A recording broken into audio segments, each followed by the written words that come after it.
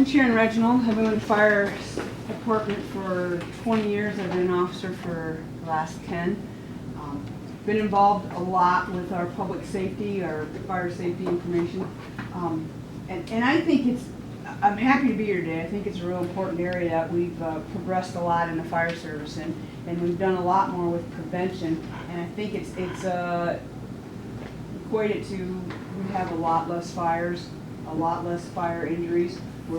These days we're doing a lot more emergency medical calls, and we're still quite busy with those. But our fire stuff has gone down, and I think it's because we come to the classrooms and speak, and because of some of the other stuff we have done with the code enforcement. So we're happy to be here. We hope you guys take away from some good fire safety information that you can take into your own homes and share with your own families.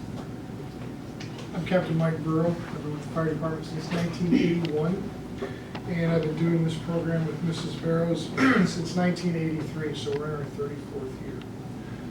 I kind of tell you a little bit about how we work. In the fire department, we work a 24-hour shift. So this shift is called green shift. We came on at 8 o'clock this morning. We'll go home at 8 o'clock tomorrow morning. Then another shift comes in. There's 3 shifts that rotate through the 24-hour schedule. So there's someone always at the fire station, always able to respond 24/7, 365. They're always there. We've worked with this program for a long time. We've had a couple of real successful saves come out of the students that have had this program in their own homes. It's been pretty cool. So we consider it a success, and we do consider it a pleasure to come and talk with you guys today. I'm firefighter Jason Campbell. I've been with Cedar Falls Fire Department for 10 years, and I've been doing fire prevention here for 10 years. And one of the things that fire departments nationwide have really adopted is fire prevention into their normal daily activities. So instead of just running emergencies, we're doing all kinds of stuff like Captain Reginald said. And this is one of the things that is considered fire prevention is speaking with you guys. Now, if you grew up in Cedar Falls, you probably remember us coming to your kindergarten, first, second, and third grade classes. You guys remember that? Okay. So I love doing that. It's a lot of fun. I like talking to the little kids and teaching them things. But speaking with you, I probably enjoy the most just because you're older and we can tell you how things really are. You know, as a little kid, you don't want to say things that may scare them. But here, we can tell you what real life's about. You know, we can say you could die. And we want you guys to take this seriously. We like to joke around and have fun, but we also want to be serious as well. So one thing that you guys need to know is at your age, you are probably going to be held more responsible for your actions than you were when you were younger. Okay? You can probably right now stay home by yourself, maybe cook a little bit at home by yourself. And you have to know that your actions can affect other people around you, not just yourself. And so we want you to be able to take that home and remember that and be responsible when you go to make decisions. Oh, hey, somebody's waking up for lunch. Yeah. Yes. Scared to say it. It was requested. Okay, seriously though now, what time was it when the smoke started banking down from the ceiling? About 2 minutes. Yep, just under 2 minutes it was banking down. And you see they had a fire in each corner of that room, or the 2 corners, and it didn't look like a lot of fire, but there was quite a bit of smoke coming off of that. But under 2 minutes, it was already banking down. And it looked like it was right at about his head. And Mrs. Barrow said at 5 feet, smoke can be 500 degrees. So on me, that's about from here up to my head. So if I stood up, I would start to get burned. In our firefighter gear, it'll start to char at about 500 degrees. So that's pretty hot for us. That's why we had to stay low.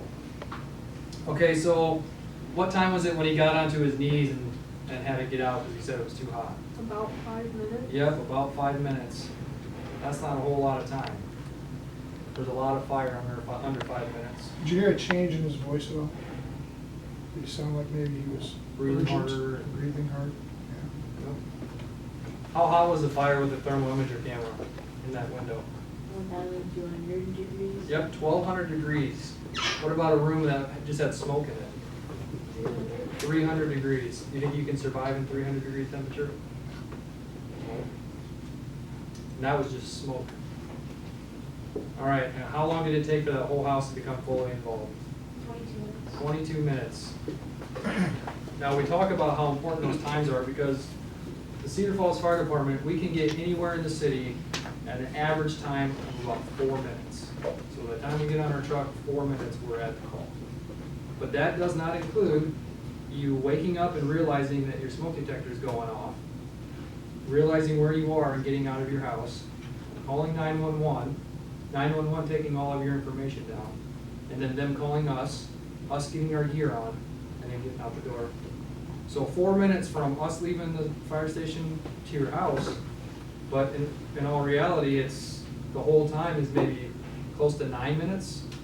And if you saw 1200 degrees was at 11 minutes, you saw how much fire was already at that point. So those times, that's when everything is perfect. You know, the sky is blue, there's no traffic, you know, we're out the door right away, or maybe we're coming back from a call, or, you know, whatever.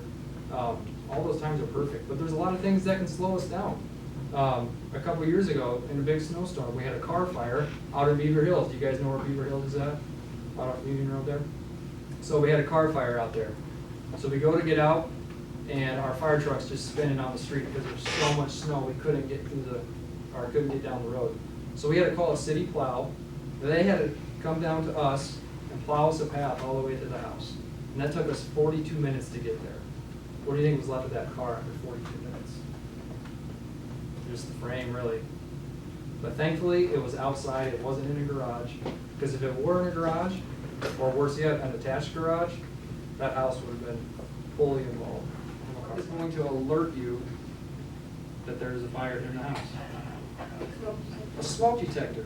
So, show of hands, how many of you have at least one smoke detector in your house? At least one.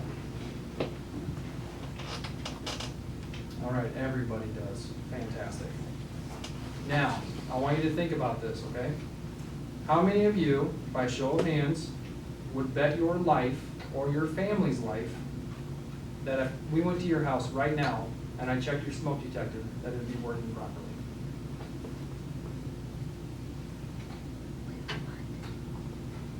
Okay, so less than half, and I got some that were kind of maybe, I don't know. All right, because that's what you're doing. You have a smoke detector, you're betting your life and family's life that this is going to alert you if there's a fire in your house while you're sleeping. So what I want you to do when you go home from school today is I want you to check your smoke detectors, please. It takes about 10 seconds or less to check a smoke detector.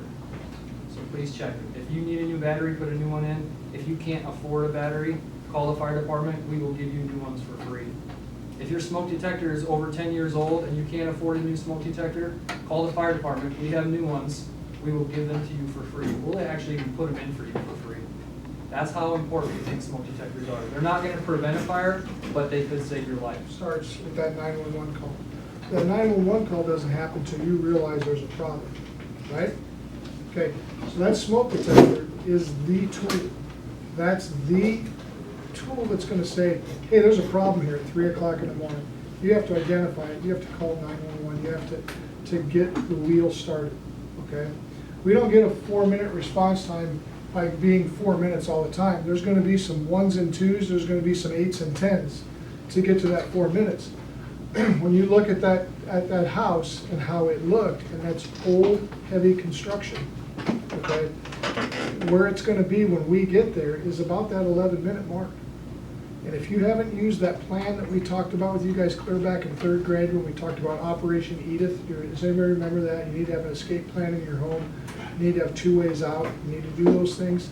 If you haven't got that plan in place, that at 3 o'clock in the morning when something like this happens, that you can start it, you can act, and you can move, it's going to be very, very difficult for you to survive an event like this. Pull the pin. Every extinguisher has a pin. It'll be kind of, I don't know if there's a green tag on it. That's a little tag that kind of holds the pin in place. You can't pull it out until you break that tab. It's just a straight pull, okay? If that pin is in and you run to a fire and you try to use it, it will not go off. You can do anything you want to this thing, and it's not going to go off until you pull that pin. When you pull the pin, you need to be a little careful because then it will go off, right? You have to do something that begins with A. What is the A? Aim. Aim it, you bet. So the fire is burning, you want to aim at the base of the fire, correct? Aim right there so you can put the fire out. Something that begins with an S. First thing you have to do to make this work. Pull the pin, you've got it aimed, you have to do what with an S? Squeeze. Squeeze the handle. Pull, aim, squeeze, and then another S at the base of the fire. Sweep. Sweep, absolutely correct. Good job. Usually that takes a little prodding to get. Good job. So, I pulled the pin, I aimed it, I squeezed and swept. Okay? That's always the wake-up call. Okay, in case you were nodding off. All right? Pull, aim, squeeze. All right?